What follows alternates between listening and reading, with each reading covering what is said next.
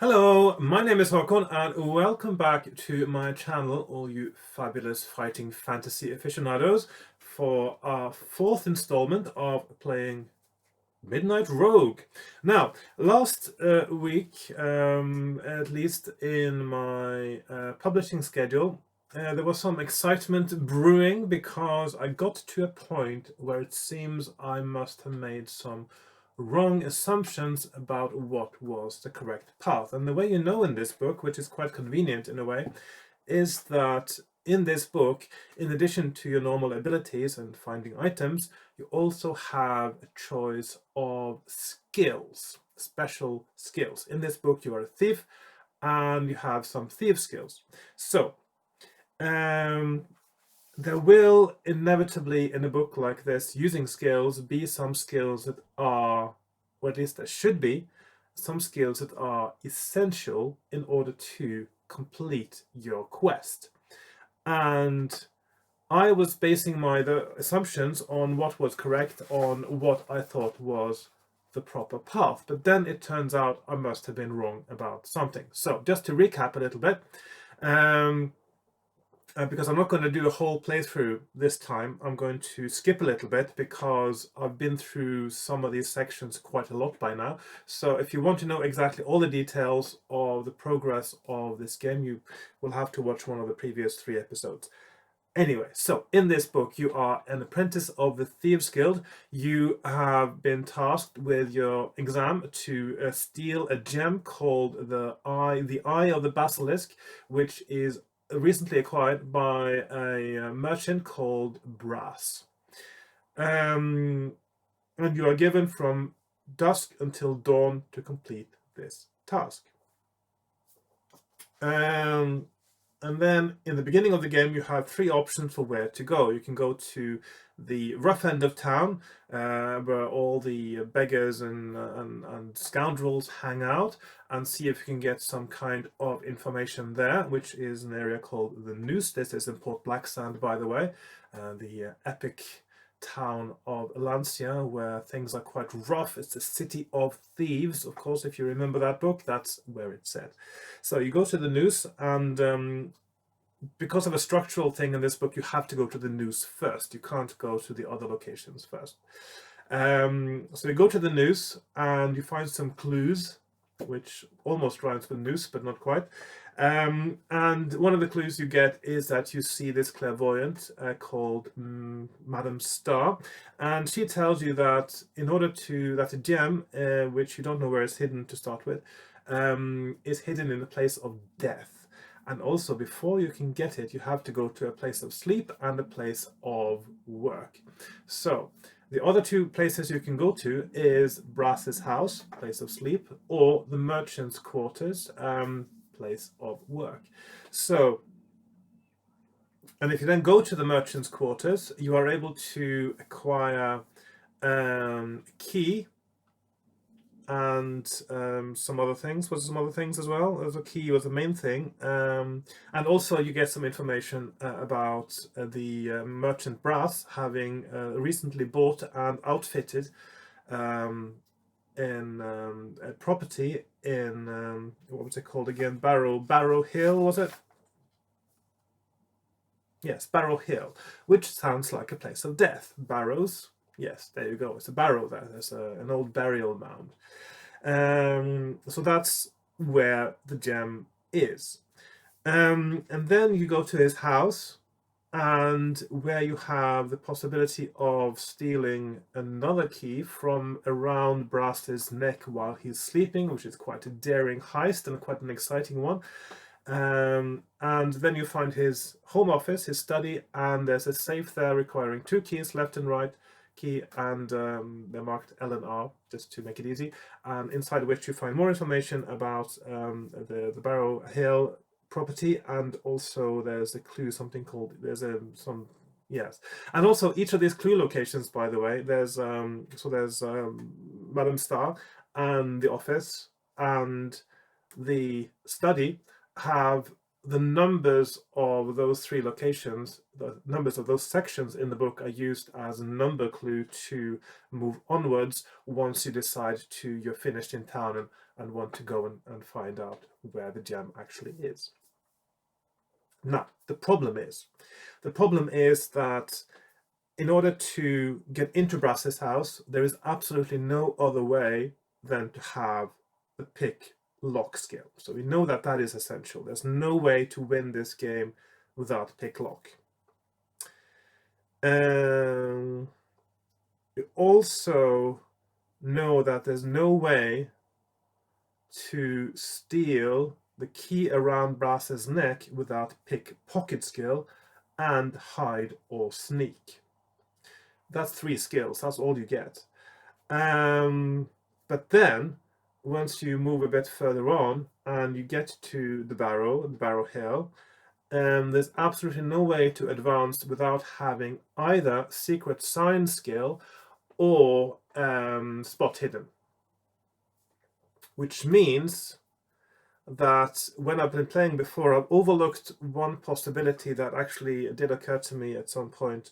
Because the only way that this game can be won then is that you don't have to steal the key around Brass's neck. And the reason I'm sort of figured that out logically is that you can't get into his house and get to his study, which is the essential location, without pick lock. And I'm not 100% sure about hide or sneak yet, but it does seem to me that pick lock, definitely the most essential thing in the game. You can't go anywhere without pick lock. Hide or sneak, the thing is that once you decide that you don't have to steal Brass's key, I'm not 100% sure whether hide or sneak is essential anymore, but I will presume still that hide or sneak still is essential, but then also spot hidden or secret symbols is going to be essential. And I did notice there were several locations where spot hidden actually helps you from almost losing if you're unlucky, or certainly getting injured, because it makes you discover and disarm traps. So what I'm going to do for this playthrough is I'm going to pick lock, spot hidden, and which was the one I used to use before. Hide is the one I usually go with. Maybe I should do sneak just for a change. At the moment, there's no indication that one is better than the other. Maybe it is, and if it is, I'll swap. So I'm going to be quite pragmatic about this. This is about the fun of solving the puzzle, which is finding the correct way through this game. So, and the puzzle so far has led me to believe that I don't need pickpocket skill. Although there is a little caveat there, because at the moment I'm actually not 100% sure whether you need sneak or hide skill as well, because in Brass's house, the only place that I know for sure that sneak or hide is 100% needed to accomplish something is where you also need pickpocket in order to steal the key around Brass's neck. Oh yes, by the way. And of course the only way this can work, and this, I don't know why this didn't occur to me sooner, is that you do have pick lock skill. And so when you get to Brass's safe in his study, it should be possible to do with just one key and pick the other, for instance. Surely that must be possible. So, because otherwise this game wouldn't work, because you can't have 4 skills. And so the thing that has to go is, simply because you need 2 skills just to get it, is Brass's key that he wears around his neck. There's no other way that this game can work. So that is my starting point today, and that's the conclusion I came to yesterday after I finished playing my previous session, by the way. And so, which is last week for you as you're watching this.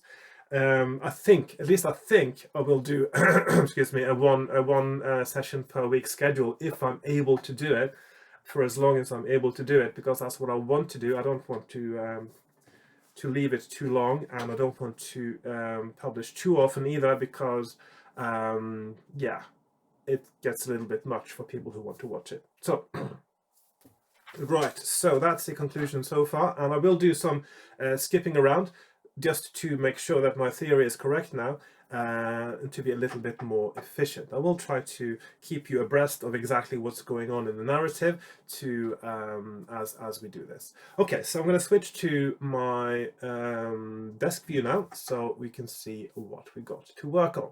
So yeah. Great fun using OBS because it requires so much less editing afterwards.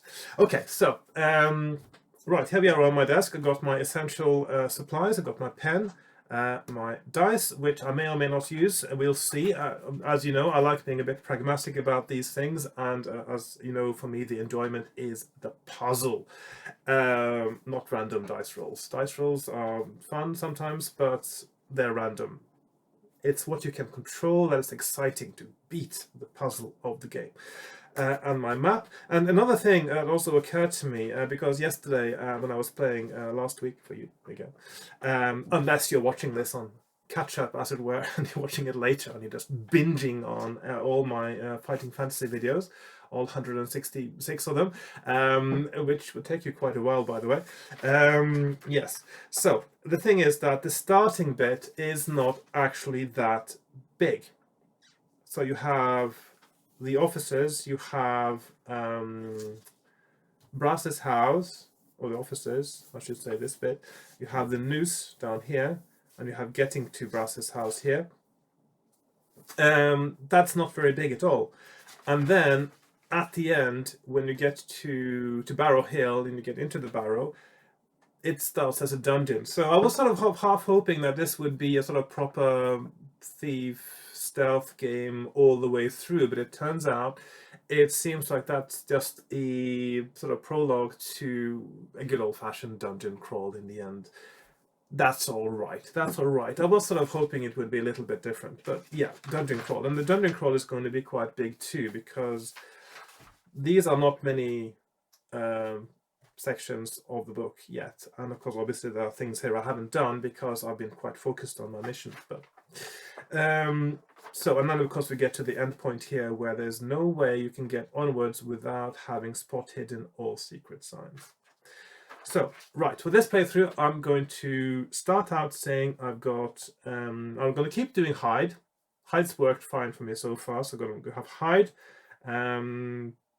picklock, and spot hidden. So I'm just going to make a note of that on my character sheet. I'm going to, pickpocket is out, spot hidden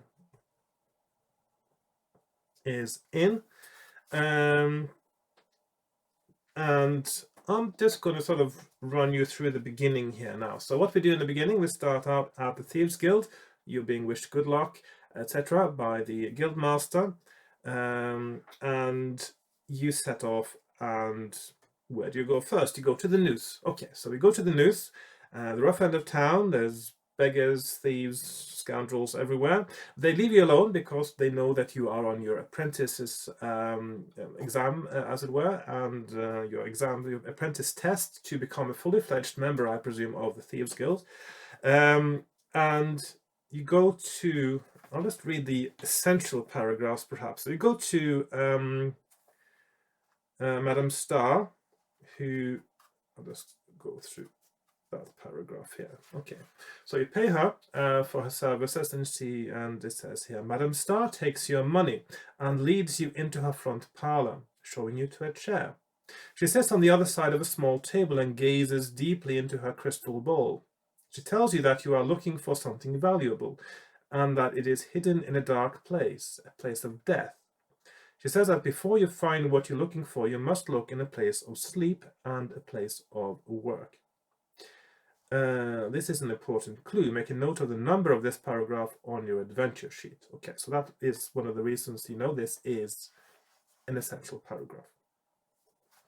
Now, I also had a theory last time that maybe there was some other way, because I didn't actually consider the options that the key was not essential right away. So I thought, is there a way to drop picklock? Because lockpicking skill is something that if if there is another way into Brass's house that does not require lockpicking, or into his office, then a lockpick might be the skill that isn't needed, and the key might still be needed. And my theory was that maybe, just maybe, because there's only one option left now in the news, is that the bartender had some sort of information for me that would allow me to get into the house without using lockpicks, because there is, in the study of Brass's house, there is a window where the bars are removable.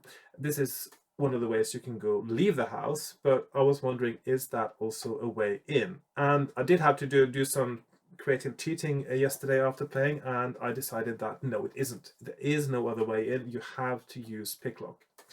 So basically, I just read the paragraph where you talk to the barman and you have to pay him money, and yeah, and it doesn't really give you that much information that you don't already have.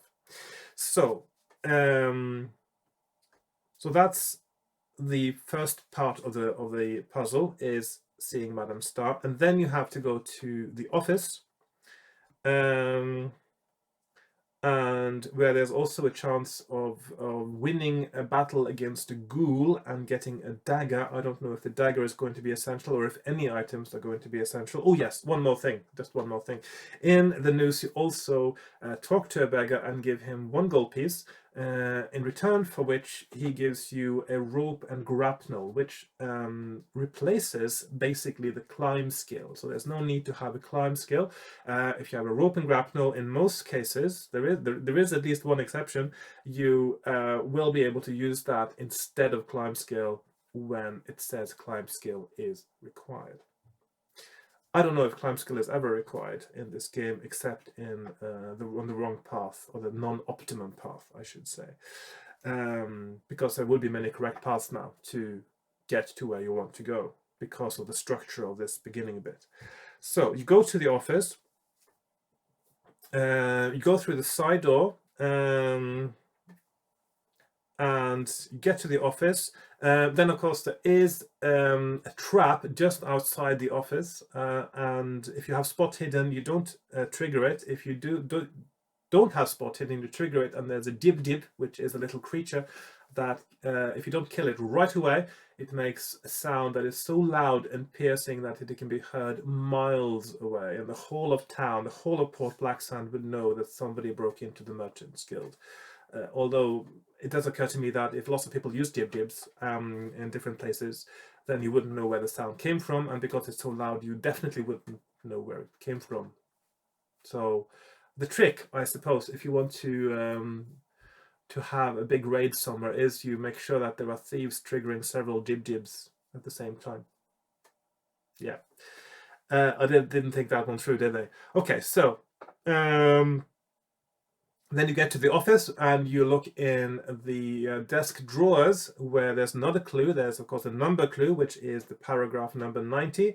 And you find the left key, the key marked a letter L, which is for the safe in Brass's house. And you also find the mention of the Barrow Hill property. Then you go to Brass's house. I go to Brass's house. I go into the building, and I go upstairs, and I go to the study. I do not go to Brass's bedroom. That requires 2 skills that I don't have the luxury of picking both. It can't be the correct path. So at the moment, when I'm going to enter the game now, I'm going to say I've gone into Brass's house, picked the lock, up the stairs, ignoring the armor, ignoring the servants' quarters, and instead on ignoring the bedrooms. I'm going to turn left towards the study and take it from there. So let's just see where we are at now.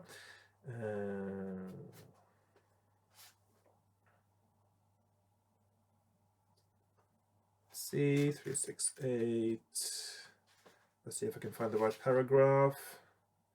Right, so I want to do the door on the left, 3, 2, 1. Okay, so I'm going to 3, 2, 1, which is the door on the left on the balcony, it says, in the Brass's house. So So you put your ear to the door but hear nothing.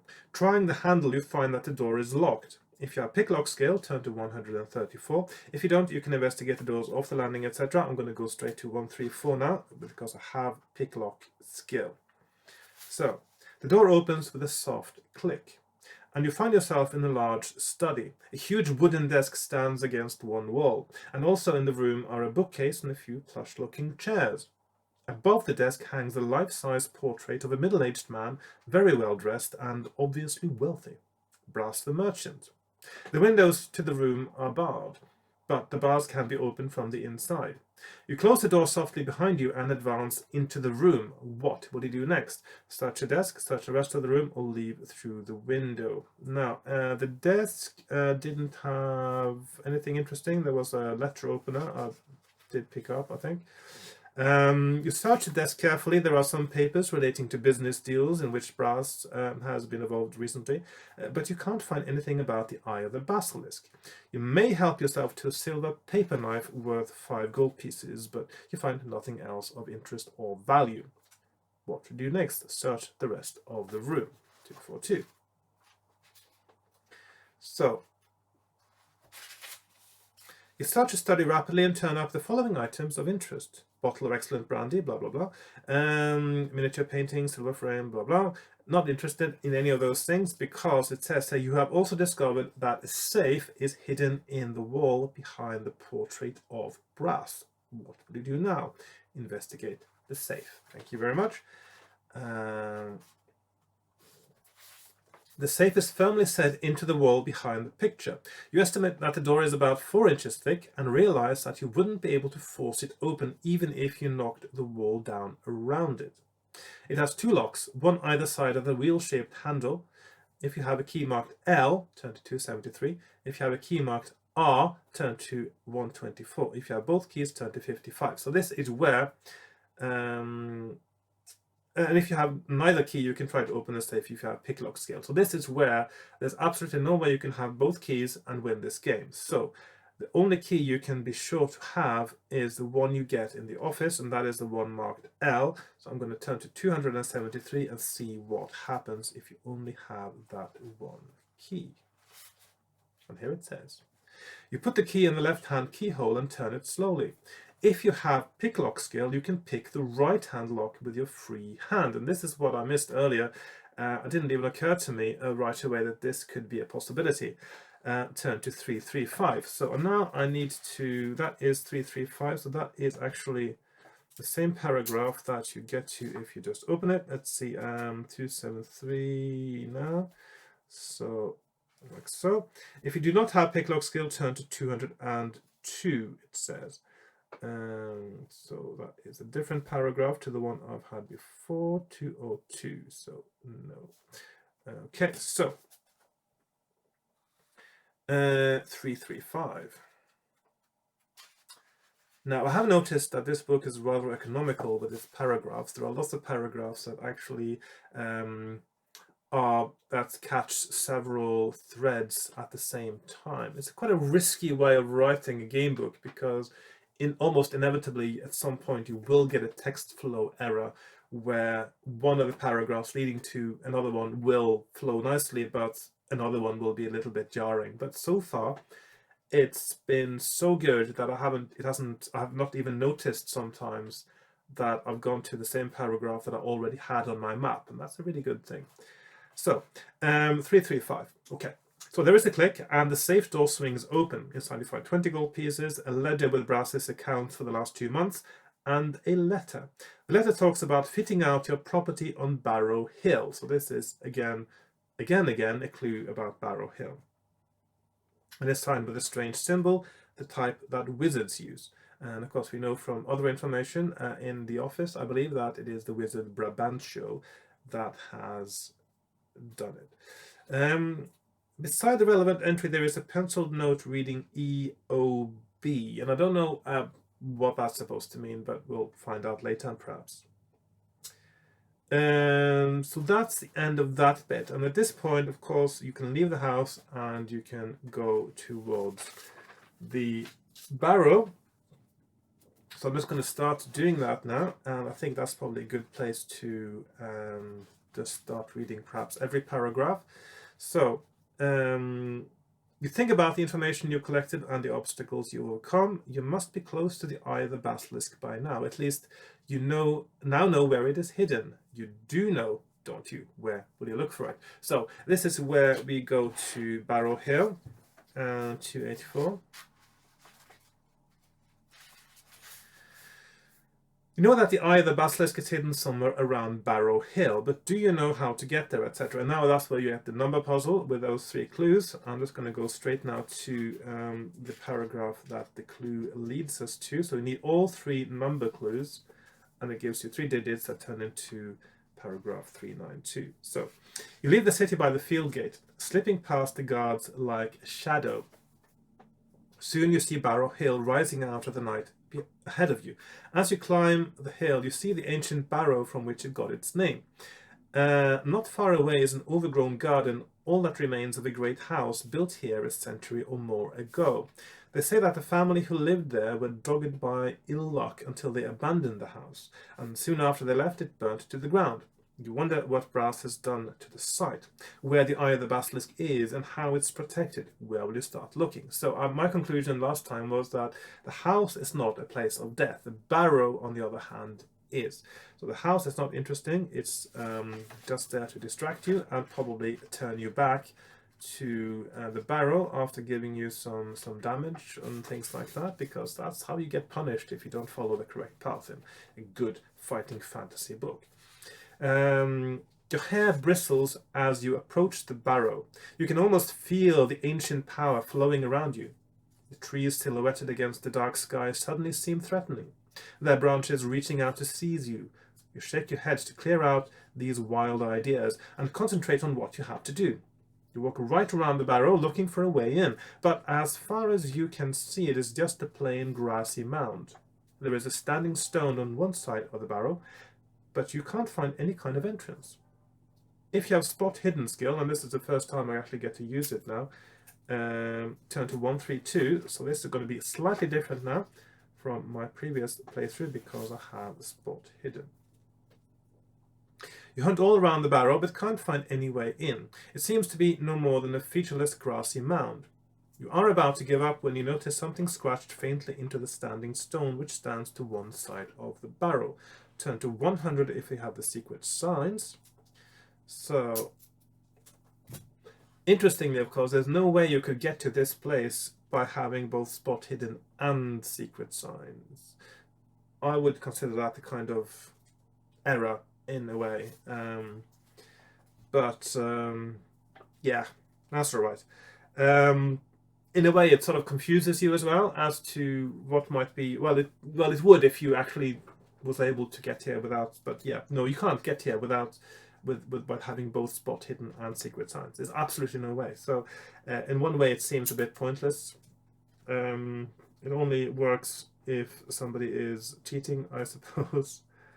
So 344 or so hang on, that should be black secret signs. I'm just going to put that even though that is not technically needed. So secret. And I'm sure there are lots of other paragraphs now because of the way this is structured and how there are certain skills you definitely need to get to this point. That is to say, it is possible to get to this point with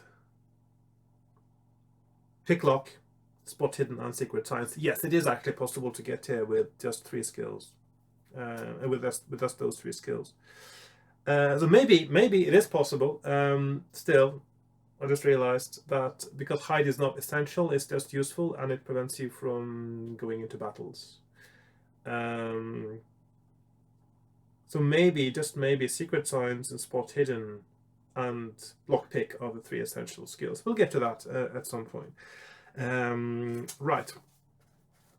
Hide just makes it a little bit easier to avoid certain trouble on the way, which is not essential. Right, so maybe just for fun, maybe I should quite early on now just to swap my skills, so I don't have hide anymore. I know it would have been harder for me to get through the first bit, but it wouldn't be impossible. I don't think there is one place. Is there? Is there one place where it's... There's one place, just to double check now, where hide might be important.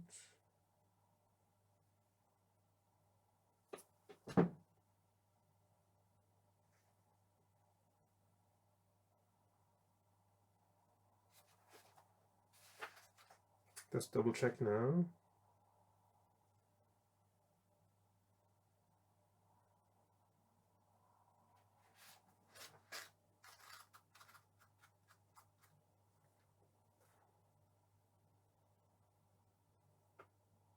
Okay, it looks like hide might not be essential. Okay, so what I'm going to do now, from this point onwards, I'm going to have spot hidden, secret signs,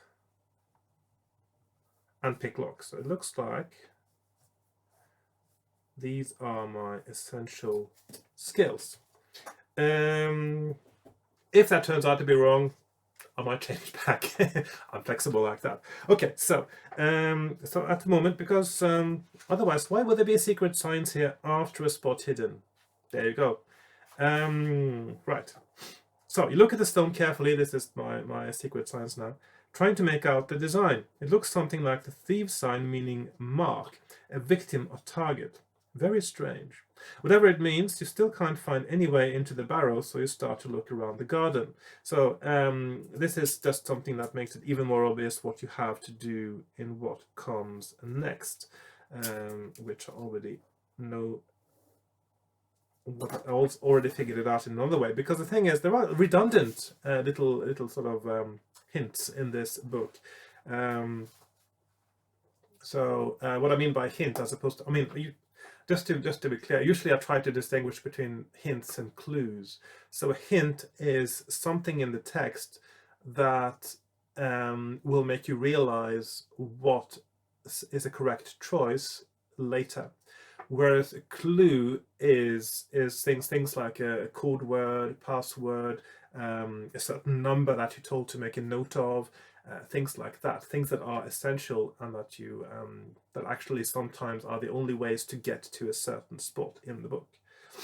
Whereas a hint is something that helps you make the right choice. So that's the different thing. I like keeping those two terms, defining those two terms like that and keeping them separate. So hints and clues. So this is a hint in a way, and because you don't need it in order to progress. The garden is old and overgrown, more like a jungle these days, but in places you can still see traces of a flower bed, proving that it used to be a garden. Heading towards a blackened clearing where the house once stood, you see what looks like a statue a few yards to your left. Will you inspect the statue? Yes. The statue is the key to opening the barrow. And I need a little bit of water, as you can hear my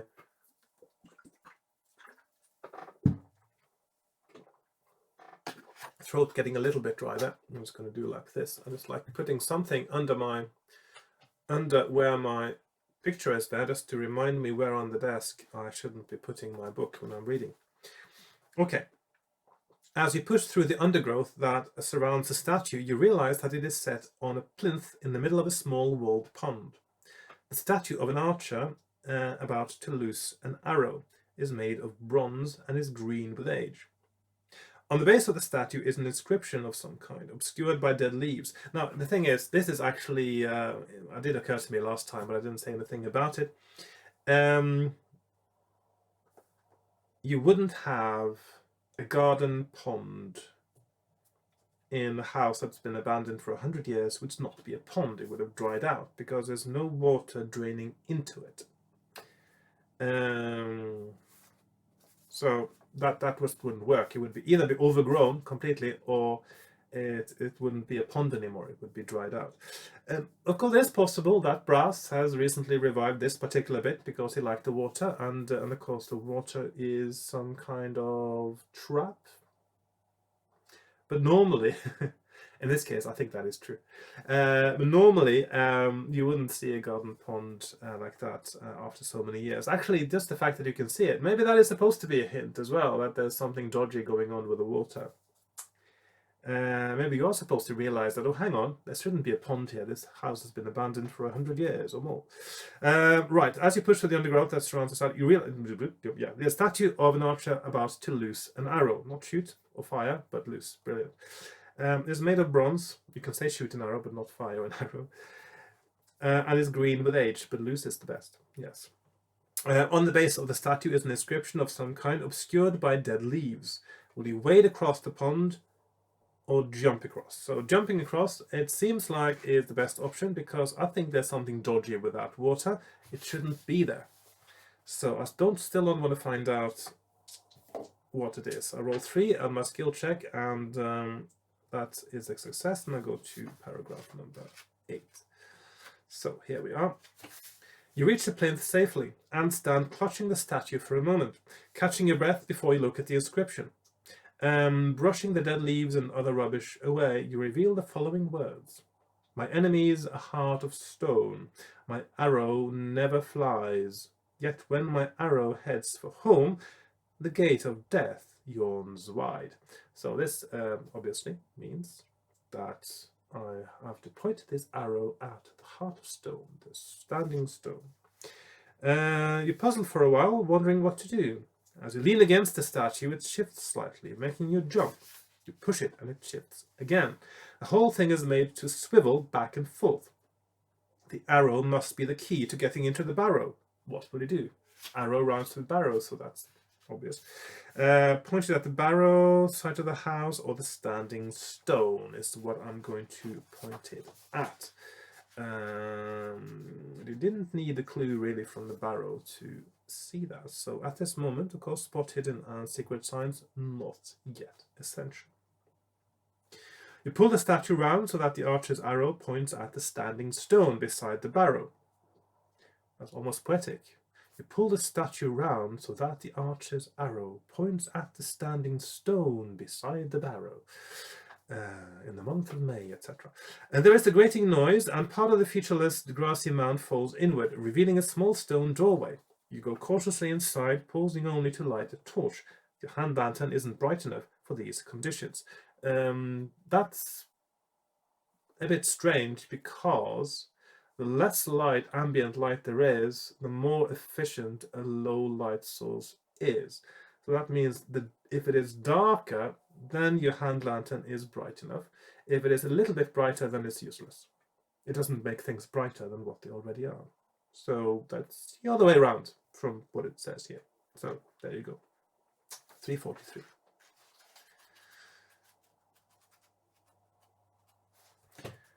Right. You go down a short passage and come to a set of steps leading downwards into the darkness. This seems to be the only way onward, so you start cautiously down the steps. If you have spot hidden, turn to 286. And of course, I didn't have that last time I was here. This is a trap. Pausing to examine the steps, you notice a loose flagstone. You prise it up and find a small lever underneath, obviously the trigger for a trap. You avoid the trap and carry on down the steps. Go to 240. Okay. 240. A low passage leads away from the foot of the steps, ending in a huge stone slab. You have to stoop to move along the passage. You have only gone a little way when you hear scuffling and chittering noises ahead of you. You raise your torch to see what's there, and suddenly the air is full of small, sharp-toothed bats. If you have a silver whistle, turn to 363. If not, turn to 280. Now, there is a possibility to acquire a silver whistle if you go into the steel room inside Brass's office in the merchant's quarters, and that's the place that you can't get out of unless you have spot hidden or secret signs. So of course, in this case, I could argue that yes, I could have been there, I could have got the silver whistle, and I could have had it for this occasion. Doesn't really matter. Again, it's actually not essential to have the silver whistle because it makes the battle easier. It doesn't make, it makes the bats go away, I think, probably. But the battle is easy, so it doesn't matter so much. But I can sort of pretend I have the silver whistle now. I know I could have had it if I wanted to, with my current skill set. So I go to 363. And it says that you put the whistle to your mouth and blow. You hear nothing, but the milling bats suddenly part round you like a curtain and fly out of the passage into the night. Turn to 43. So presumably this whistle was something that Brass used to, when he was getting into this place, to have the gem put there in the first place.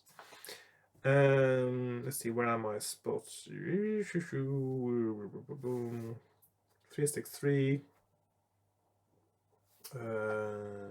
Yes, whistle, there we are. And go to 43. So it just skips the battle basically, which is not a very serious battle. They got skill of 5, fight them as one creature, nothing special really. You reach the great stone slab at the end of the passage. It is immense, filling the height and width of the passage, and it appears to be at least a couple of feet thick. Will you try to force it open? Turn to 348. Look for some hidden mechanism, only if you have spot hidden skill, or look for a way around. So a way around is actually the correct way to go, but I think this slab is actually trapped. I'm going to do spot hidden just to see if I see the trap. You look all around the slab trying to find some means of shifting it. After a few seconds searching, you find a hand-sized gap between the slab and the wall on one side, just the right size for a hidden catch. Would you feel for a catch with your hand or use a dagger instead? I don't think I would want to do with my hand. And actually there's an option missing there, which is do not do anything at all. So I'm going to use the secret third option, which is ignore this thing, because I think this is a trap, because the actual entrance is not where the big slab is. So I'm going to just ignore that completely and go to 198. Go around the slab. The slab is big. It's the sort of thing you're meant to notice, and while you're looking at it, you're not looking at the real way in. Exactly, which is hidden somewhere else. It's an old trick, but you wonder if it's being used here. You search the end of the passage and finally you find a loose stone in the right-hand wall. You pull it out, then another and another. In no time you have made a hole big enough to crawl through. Turn to 150. So there we are. You find yourself in an alcove looking into a small burial chamber. The chamber is crudely built and soil filters in through the slabs of the walls and ceiling. An ancient body lies mouldering on a plinth in the center, with a long sword by its side, and 2 piles of bones show where other bodies once lay. Suddenly the bones are stirred by an unseen force and gather themselves into skeletons, each armed with a spear. They raise their spears and advance towards you. If you stay in the alcove, turn to 366, that's what I did last time, that is the best option again.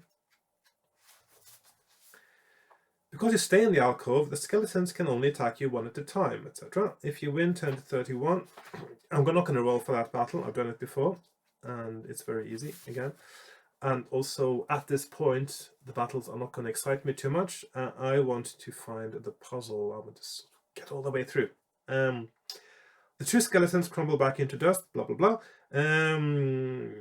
So hopefully for good this time, you have little time to enjoy your victory, however, for the skeleton on the plinth begins to rise as soon as its 2 guards are destroyed, hefting the huge longsword which lay beside it.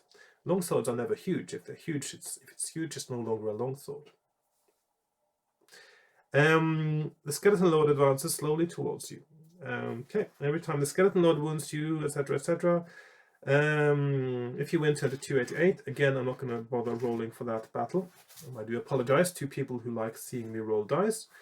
I don't think that's the most exciting thing. Is that the most? Do you like seeing me roll dice? Leave a comment below. As the skeleton lord is destroyed. Yeah, or at least, what do you think? Do you prefer the rolling of the dice and the randomness, or do you prefer the excitement of finding the right path through and finding the right skills and the right items and and finding the right places on the map to go. Yeah.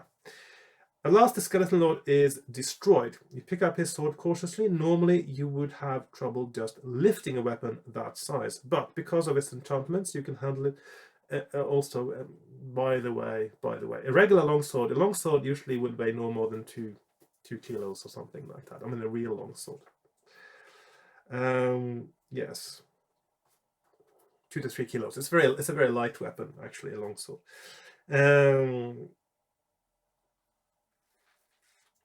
But because of its enchantment, and of course, most of the weight would be on the hilt as well. So it's well balanced. So almost, more than half the weight would be at the hilt or behind in your hand. Because of its enchantments, you can handle it as easily as if it were a fencing foil. Make a note of its special ability on your adventure sheet. So this is a magical weapon, which might be crucial for what happens later. When you hit an opponent, as well as the usual stamina loss, you add 1 point to your attack strength for the next round. So the same thing that he did when he attacked me, I can now do it to others. Find an old bronze helmet, add 1 point to your skill if you put it on. Yeah, so that means I now have an effective combat skill of 12. And also I get 13 after a hit in battle as well. It is not in the back, and the polished stone axe set in an antler haft. There is no trace of the eye of the basilisk and no sign of a way out. Inspecting the plinth, you find a symbol scratched into one side. Turn to 102 if you have secret sign skill. Now this is where it ended last time because I had neither secret signs nor spot hidden. So now I'm going to have both and see what I find here. You recognize the symbol as one of the secret signs of the Thieves Guild. Another thief has managed to get this far before you. You try not to think about what lies ahead that prevented him or her from reaching the eye of the basilisk. I'm getting sort of Trial of Champions vibes now. The secret sign tells you that there is a hidden door, and as you lean on the plinth, it glides back smoothly, revealing a flight of steps going down. You follow the steps, turn to 300. So this is where it will get exciting, because now I am in completely new territory. You go cautiously down the steps. There are no traps this time, but as you reach the bottom, you hear regular heavy breathing coming from down the crudely cut rocky passage which leads off in front of you. Advancing cautiously, you see an ogre, obviously supposed to be on guard, slumped asleep in the passage. If you have sneak skill, turn to 279. If you do not, turn to 256. Now, at the moment, of course, I do not have sneak skill. 279. Sneak, which means I probably will have to fight the ogre. No biggie. Oh, well, an ogre is quite big, but you know what I mean. So 256.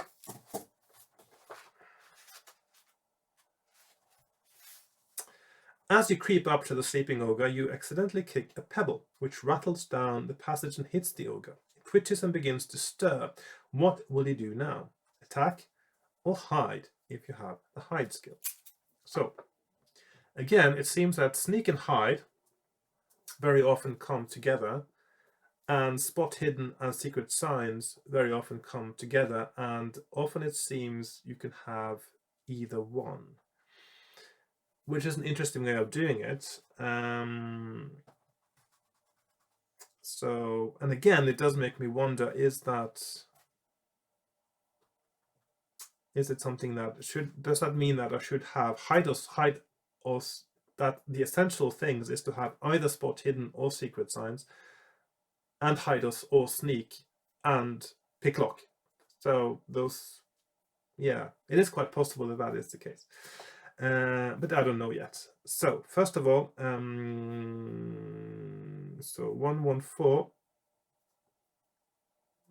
hide or attack. So I'm just going to attack because there's no other option right now. 37, attack. Then again, it is possible that the hide or sneak is only there if it is essential. I mean, it might not be essential, but it might actually increase your chances of winning if you play it by the book and you roll all the battles. It will increase your a likelihood of winning the book by increasing your chance of getting through alive.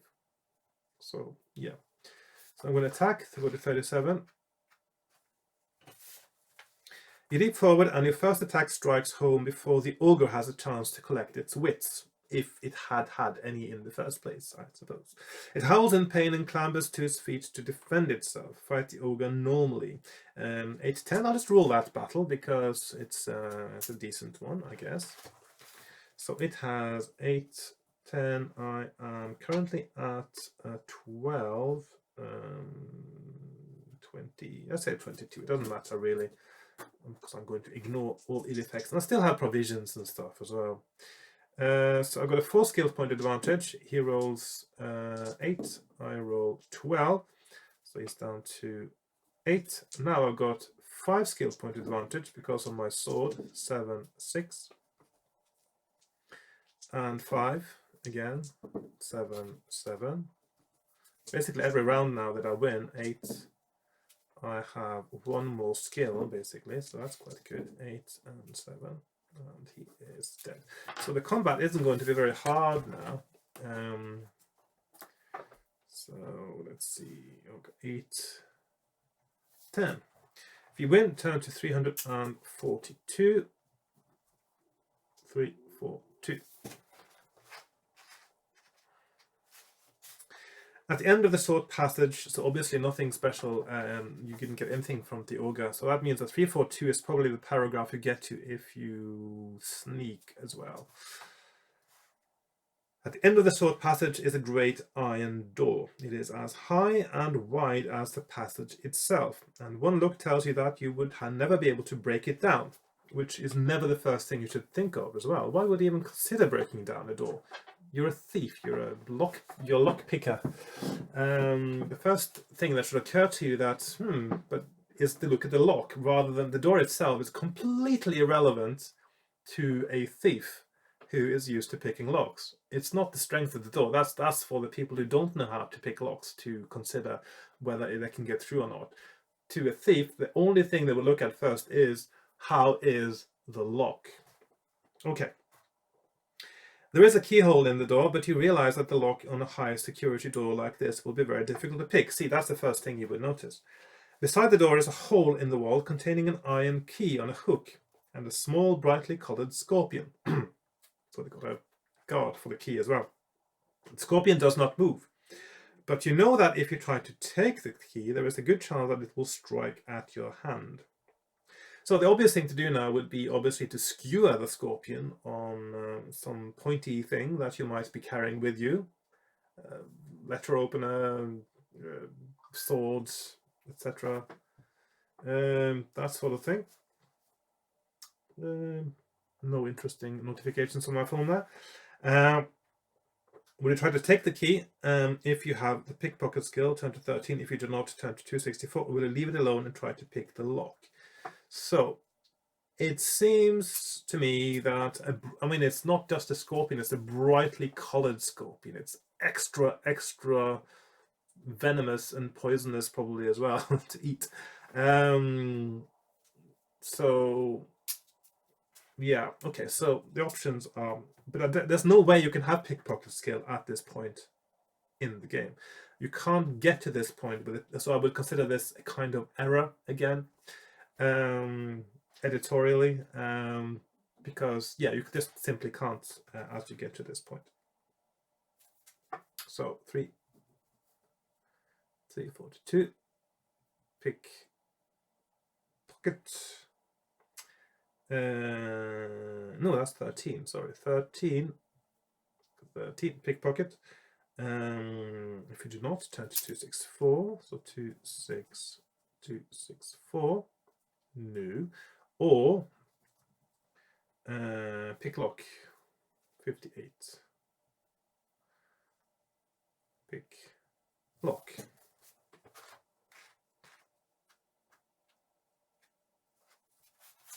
If you have pick lock skill, and again, actually, when you think about it, there's no way you can get to this point without the pick lock skill.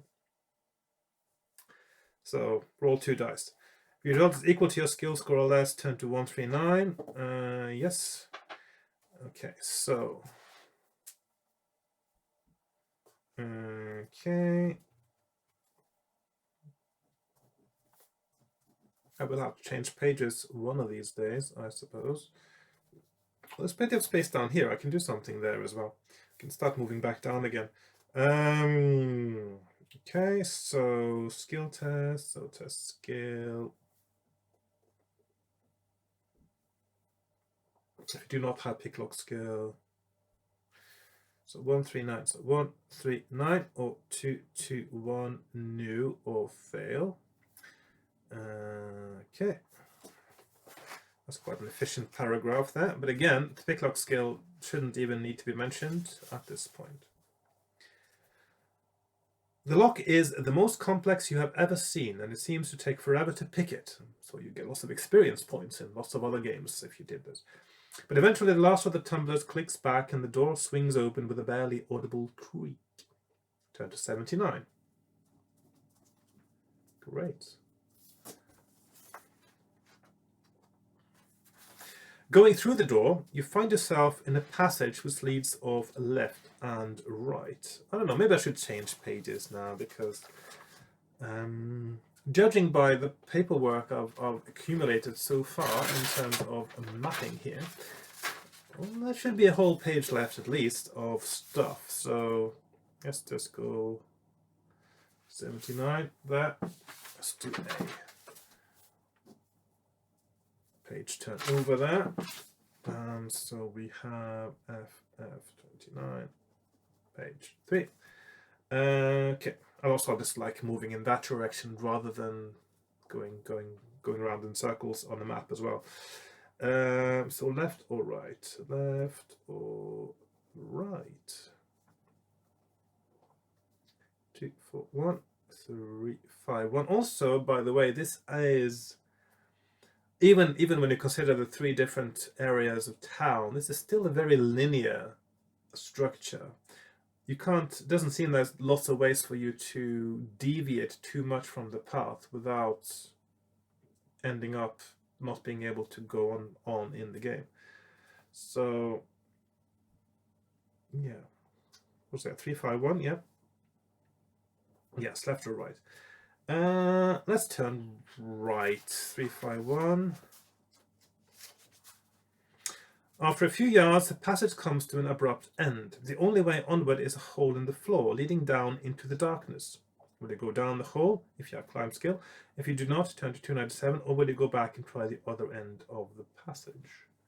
So I do not have climb skill, but I also have the grapnel and hook, the grapnel and rope, rope and grapnel. That as you can see there on the illustration there, that sort of thing. So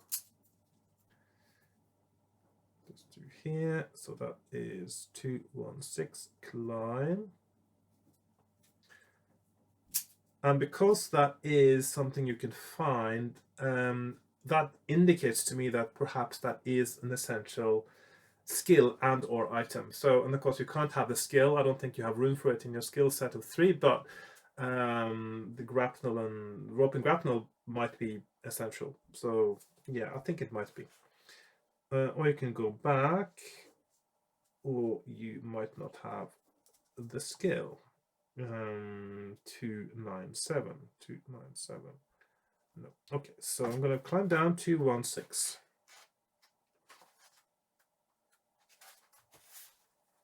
Bracing your hands and feet against one side of the shaft, and your back against the other, you work your way carefully downwards. You wouldn't have to brace yourself if you used the grapnel and hook, though. Yeah. After about 40 feet, the shaft opens out into the ceiling of a passage, and you drop cautiously to the floor. Turn to 236. So there we are, 236. The passage is roughly carved out of the bedrock and leads the way to the north. You follow it for a few yards and find that it ends in a large and strong-looking door. You try the door and find that it is not locked. You open the door quietly and advance into a darkened room. Your torch does nothing to dispel the darkness. That's a bit strange. Only the heat on your face tells you that it is still burning.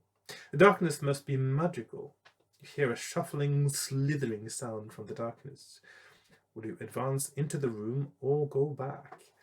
This is probably where as I sometimes say, I will save my game, because it sounds like it could be the beginning of a sticky end.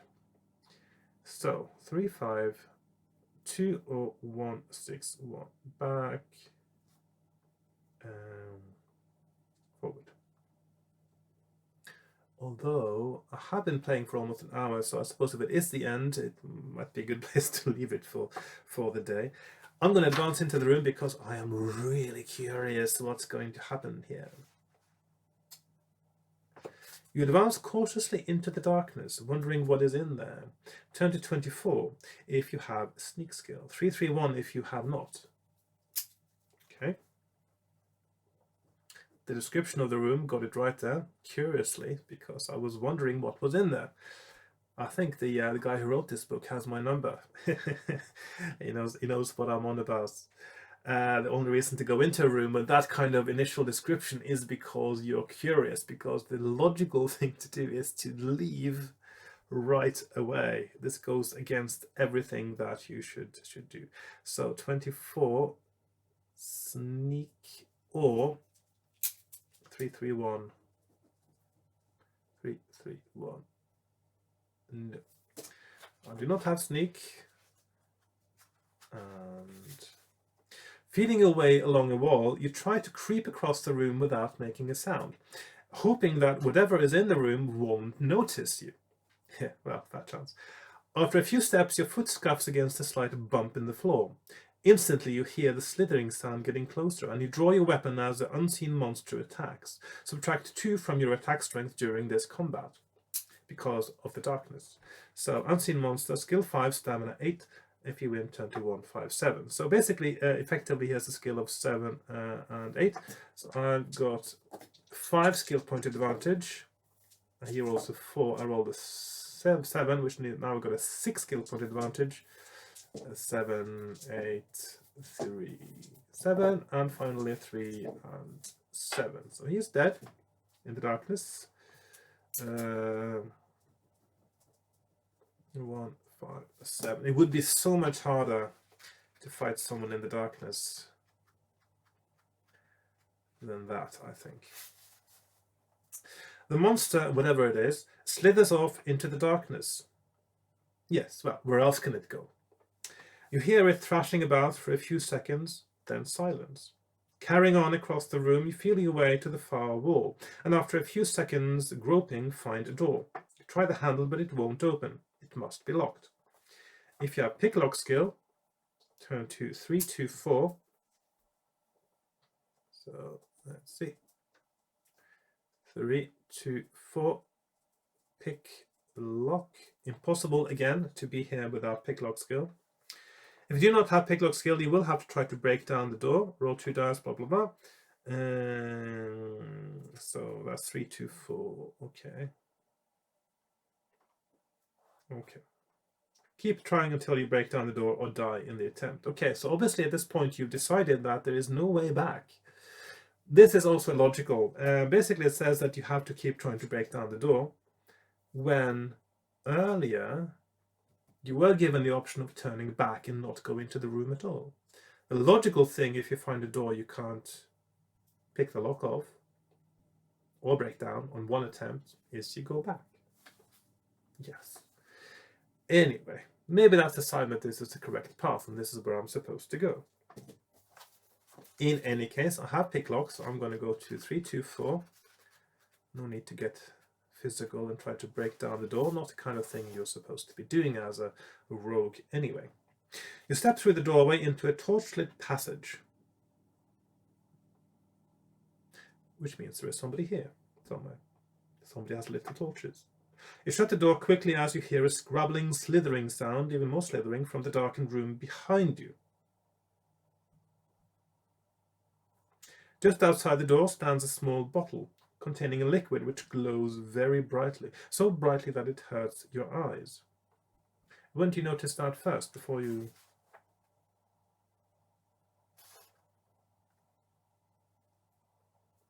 Okay, this is a bit strange. Okay, step through the doorway into torchlit passage.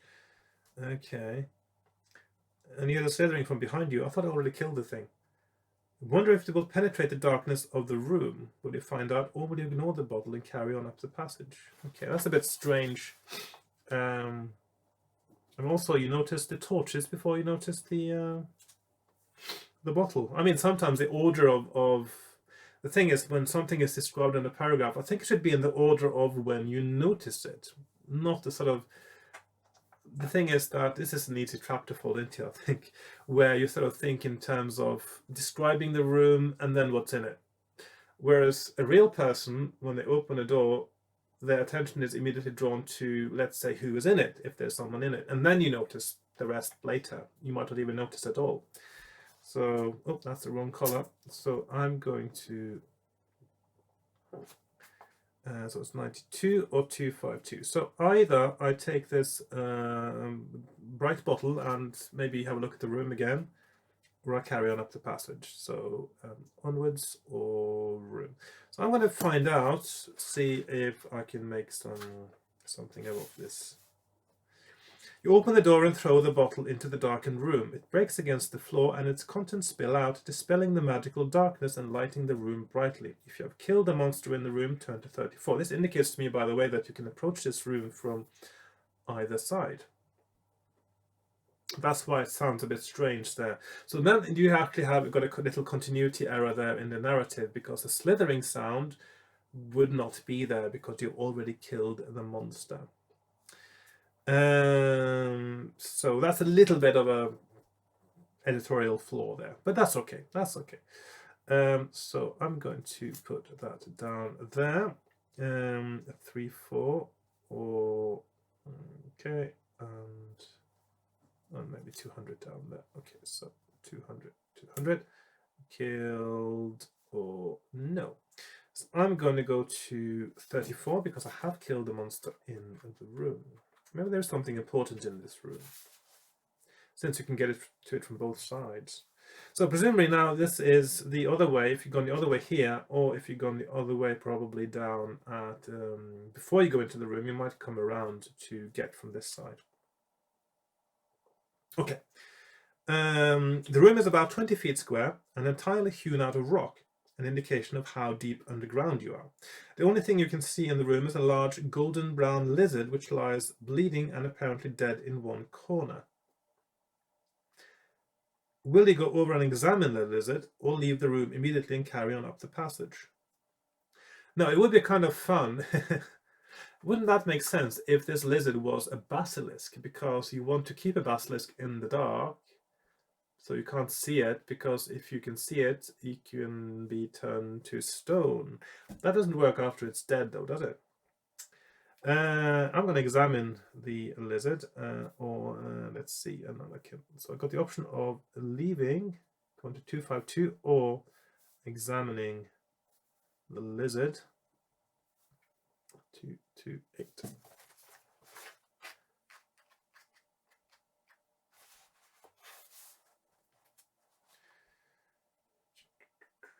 You cross the room towards the body of the lizard. It twitches slightly at the sound of your footsteps, and you realize that it is not quite dead. Whoops. One eye flickers open, a large yellow eye, and you suddenly realize that you are looking at a basilisk whose gaze is deadly. Test your luck. Okay. And I roll a 12. Oh, my luck is 11. Yeah. If you're lucky, turn to. Well, that's kind of a sort of nice karmic way to end it, isn't it?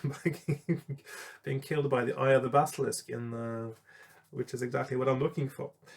Okay, so yes, 65 and 174, and I've been rolling dice so well until now. So 174 lucky and 65 unlucky. This is going to be the end of our playthrough today, but I have advanced quite a lot. Still not sure, I suppose. which skill is essential. It could actually be that is arbitrary. So you cannot avert your eyes in time and find yourself staring into those big glowing yellow eyes. Oh. They are the last thing you see as the basilisk's gaze turns you to stone. Your adventure ends here. Oh well. Well. Okay, so the end. Right. I thought that was was very exciting. I actually quite enjoyed that kind of ending. For me, that actually adds to the entertainment value of playing this game.